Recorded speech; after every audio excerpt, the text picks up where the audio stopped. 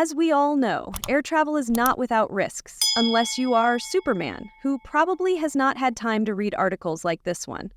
Especially if you are a celebrity or entertainer whose job requires you to travel for a variety of reasons, it is pretty easy to understand why you might be fearful that your number will eventually be called. Director Wes Anderson won't fly without pharmaceutical assistance. Others, like the late great football coach John Madden, simply rode the bus all over the country rather than ever think about flying. It's true that accidents do happen, and they've happened enough to famous people that we've written about plane crashes that almost destroyed entire bands in the past. In spite of this, the celebrities we'll be talking about today have walked away with a sense of fear in the air. Travis Barker. It is no secret that Blink-182 drummer Travis Barker has always been jet set, but that changed very quickly in 2008.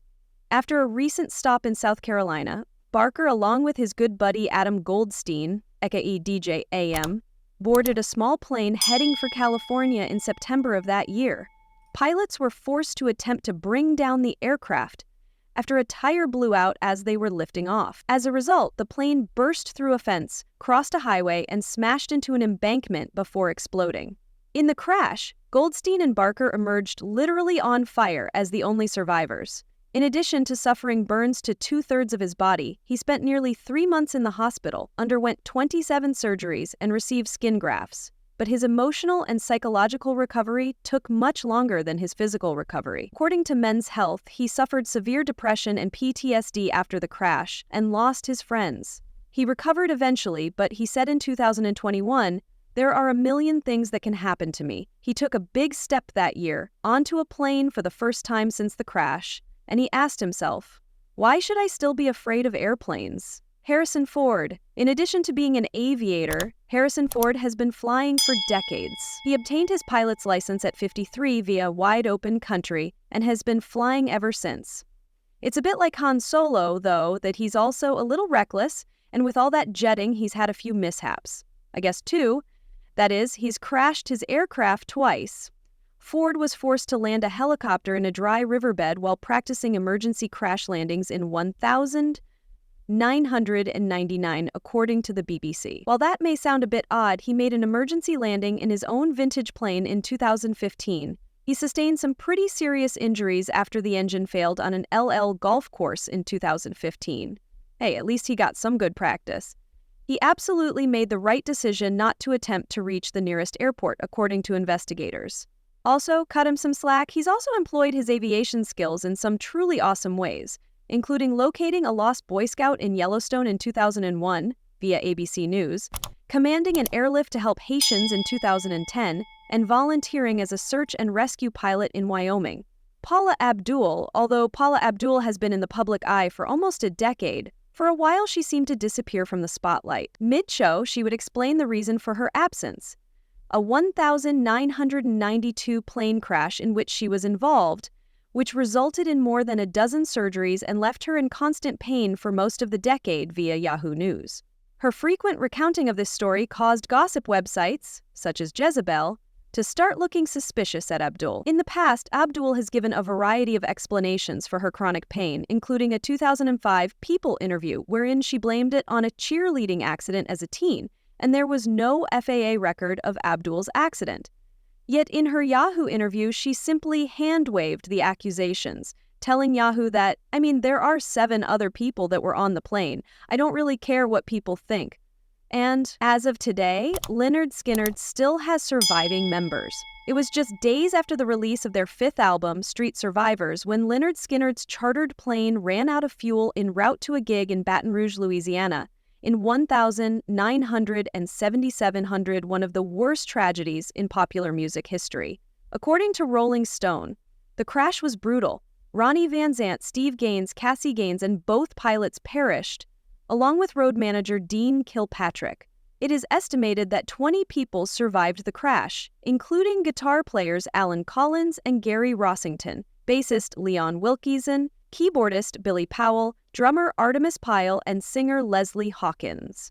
10 years after the tragic crash, the band would reunite with a few stand-ins. Former guitarist Ed King, who had left the band before the crash, and guitarist Randall Hall, who had previously played with Collins in a band. Following a drunken driving accident in 1986, Collins was paralyzed from the chest down and never fully recovered.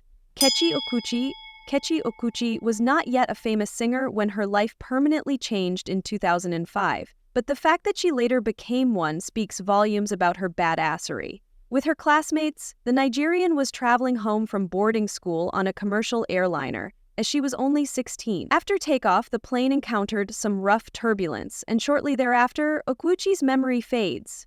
The next vivid memory I have is opening my eyes 5 weeks later in the hospital bed in South Africa, as I held my friend's hand and heard this loud scraping noise like nails on a chalkboard.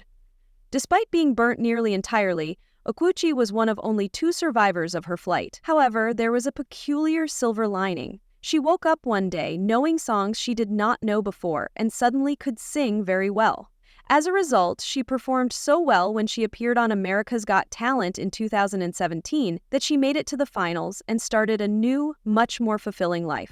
It seems appropriate that she has also become a motivational speaker, according to eSpeakers. Ben Colley.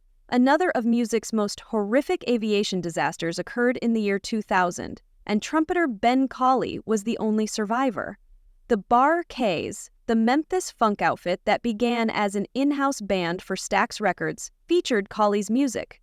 As reported by Billboard, Otis Redding decided to open his show with the band shortly after the release of the first single they had as a band, Soulfinger, which explains why every member of the Bar K's, except one, was killed when Redding's twin Jenner plane crashed on December 10, 1967. According to WREG Memphis, bassist James Alexander was spared due to the flight's overbooking. "Man, it's a very numb, empty feeling," Alexander said back then. The feeling of waking up and finding out you had been laughing and conversing with guys earlier in the day wasn't there is very empty. Colley and Alexander rebuilt their band in 2013, which became legendary, and was inducted into the Memphis Rock and Roll Hall of Fame in 2013 via the Memphis Flyer. The Bar K's have continued to perform on Tidal to this day. Despite Colley's death in 2015, Jennifer Lawrence Vanity Fair published a story in 2021 about super-famous actress Jennifer Lawrence that will leave you clutching the arms of your chair. Lawrence was on a private plane in 2017, headed to New York City from Louisville, Kentucky, when things started to get weird and scary. Following a loud noise and a sudden change in air pressure, a fellow passenger told Lawrence that one engine had failed, but it was totally fine since the plane could still land safely with only one. Then the other engine failed as well. "The only thing left in the seat was my skeleton," Lawrence remembered. "We were all going to die. I started leaving mental voicemails to my family. I've lived a great life, I'm sorry." Fortunately, her time did not come. It was miraculous that nobody on board or on the ground was injured, as the pilots made a very hard landing in Buffalo. It must have taken Lawrence nerves of concrete-reinforced steel to board another plane to get to her destination. Don't try to jive her with the old adage, "Whatever doesn't kill you makes you stronger." "It made me weaker," she deadpanned. "Flying is horrible, and I have to do it all the time." Ric Flair. The ADS were full of pro wrestling, brother, and if there was a star nearly as big as Hulk Hogan and Randy Macho Man Savage, it would have been Nature Boy Ric Flair, whose signature vocalization is still playing in your head. It almost literally crashed to earth before his star even had a chance to rise. The incident occurred when Flair and fellow wrestler Jimmy Valentine were on their way to a tournament in Wilmington, Delaware, via Bleacher Report, in 1975, before wrestling truly hit the mainstream. During its approach to the runway, the plane ran out of fuel and mowed down 3 trees and a utility pole before crashing. As a result of the crash, Flair broke his back in 3 places and Valentine was paralyzed. Flair was told he would never wrestle again, but we all know how that turned out. He returned to wrestling within 6 months of the accident. As a result of his injuries, the pilot of the plane spent 3 months in the hospital before he died. Christy Brinkley is improbably just as beautiful today as she was in the 80s among readers of a certain vintage who will always associate the word supermodel with her. As Brinkley was being transported by helicopter to a difficult run in Telluride, Colorado in 1994, with her then 8-year-old daughter Alexa and several friends, Her getaway turned into an absolute nightmare during a backcountry ski trip. As she recalled it in a People interview, "We just dropped. It felt as though the elevator cord had been cut, as if the mountain had sucked us in, zooming into us. And I remember thinking, oh my God, this really happened. It's not a movie effect. It's not a Disney World ride."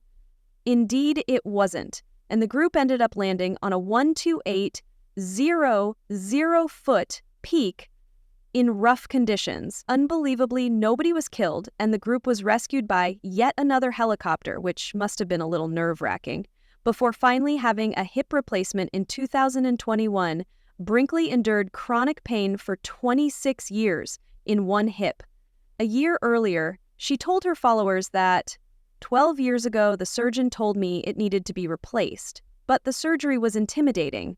I finally decided to take a break from the pain that had gradually influenced my decisions. I am so happy I did it. Leonardo DiCaprio. While Leonardo DiCaprio has certainly been the subject of many entertaining yarns over the course of his long and successful career in the movies, he spun one of his own stories on Ellen DeGeneres' talk show in 2016 that left everyone on the floor. As the actor was taking a leisurely glance out the window while taking a flight to Russia, he witnessed something he had not expected or desired: a fireball erupting from one of the plane's engines. Despite everyone aboard knowing something was amiss, DiCaprio was the only one to see what happened, thanks to a wayward flock of birds. Since no one said anything, he felt as if he had already died and gone to heaven, but he wasn't. The pilot managed to bring the craft in for an emergency landing, and even though everyone on board escaped uninjured, they were subjected to another round of terror before reaching safety. "All of our tires exploded, and there were 100 ambulances there," DiCaprio remembered, before concluding, "and it was on CNN. That was another bummer."